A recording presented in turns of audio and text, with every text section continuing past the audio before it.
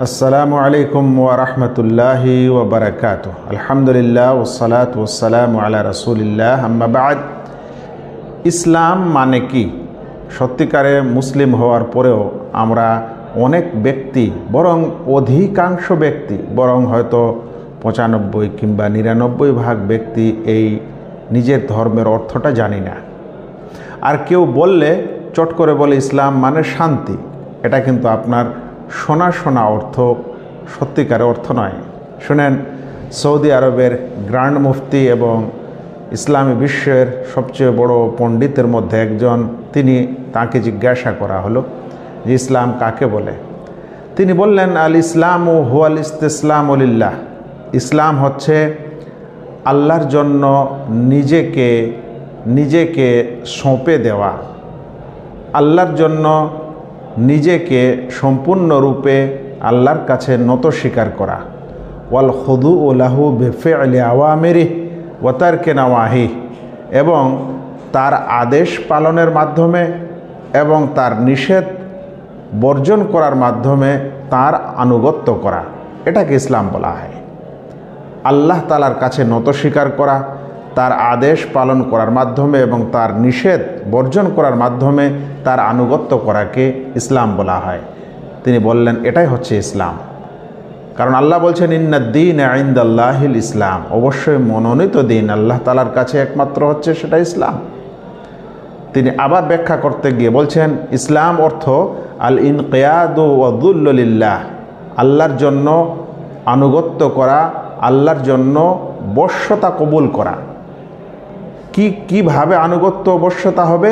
বেতাওহীদিহি, তার তাওহীদের মাধ্যমে এবং তার ইখলাসের মাধ্যমে এবং তার আদেশ পালনের মাধ্যমে, তার নিষেধ বর্জনের মাধ্যমে, এটাকে ইসলাম বলা হয়। আর ইসলামের অন্তর্গত হচ্ছে নামাজ আদায় করা, যাকাত দেওয়া, রোজা করা, হজ করা, পিতামাতার সেবা করা, আত্মীয়তা বজায় রাখা ইত্যাদি। তারপর বলছেন তারকুল মাআসি, সকল গুনাহকে বর্জন করা, এটাই হচ্ছে ইসলাম। এটা ইসলামের বিধানের অন্তর্ভুক্ত। আল্লাহর দ্বীনের নাম ইসলাম এ কারণে রাখা হয়েছে, কারণ সেখানে আছে বশ্যতা আল্লাহর জন্য, আল্লাহর ইতাআতের করার জন্য আনুগত্য আছে এবং তার মাসিয়াত, তার পাপ বর্জন করার বিধান আছে। এজন্য তাকে ইসলাম বলা হয়। কিন্তু আমরা শুনি ইসলাম মানে শান্তি, এটা বেশিরভাগ নেতাদের কথা। আবার ইসলাম মানে শান্তি, এর মানে এটা হয় যে সে শান্তির কাজ করলেই তো ইসলামের কাজ করা হবে, তাকে আর নামাজ রোজা ইত্যাদি করার দরকার নেই, এরকম মনে করা হয়। হ্যাঁ, তবে যদি কেউ ইসলামকে মেনে নেয় সম্পূর্ণরূপে, তবে শান্তি আসতে বাধ্য।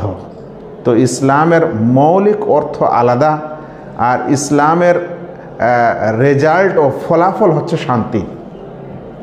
মানুষ ইসলাম মানলে সে চুরি, ডাকাতি, রাহাজানি, বেঈমানি, তারপরে তার দেশ পরিচালনার ক্ষেত্রে বিভিন্ন যেগুলো কারচুপি যা কিছু হচ্ছে এই পৃথিবীতে, সেগুলো বর্জন করতে হবে, তাহলে শান্তি নেমে আসবে।